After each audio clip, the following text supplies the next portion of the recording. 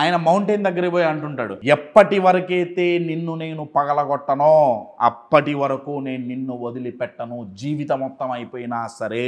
అంటే అర్థం ఏంటి? ఎప్పటి వరకైతే మన గోల్ మనం రీచ్ అవ్వమో వదిలే సమస్యే లేదు.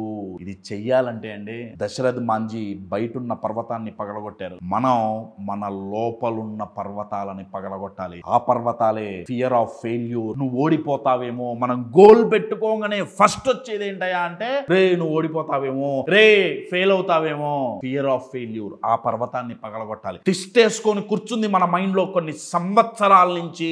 ఫియర్ ఆఫ్ ఫెయిల్యూర్ ఒకటి, సెల్ఫ్ డౌట్, నీ వల్ల కాదేమో, నువ్వు చేయలేవు, నీకంత సత్తా లేదు.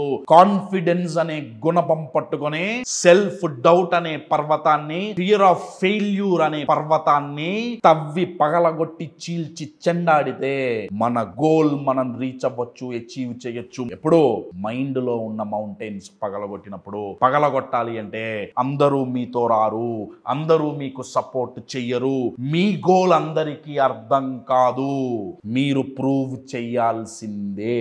ఎప్పుడైనా సరే అబ్బా అలసిపోయాం, ఇంకెన్ని రోజులు, మళ్ళీ అబ్బా ఇంకా ప్రయత్నించాలా, ఇంకా టైం పడుతుందా మనం సక్సెస్ అవ్వటానికి అన్న నిరాశ నిస్పృహ వచ్చినప్పుడు మీ మైండ్ కి చూపించండి దశరథ్ మాంజీ ఎంత గొప్పవాడో. 22 సంవత్సరాలు కష్టపడి తన గోల్ ఎలా రీచ్ అయ్యాడో. ఒక వ్యక్తి మొండిగా సంకల్పిస్తే పర్వతాలు ఎలా పగిలిపోతాయో మీరు ఒకసారి గుర్తు చేయండి. మీ మైండ్ ఆటోమేటిక్ గా మోటివేట్ అవుతుంది. ఎవరికైతే మొండితనం పట్టుదల ఉంటుందో వాళ్ళకి ఏది అసాధ్యం కాదు.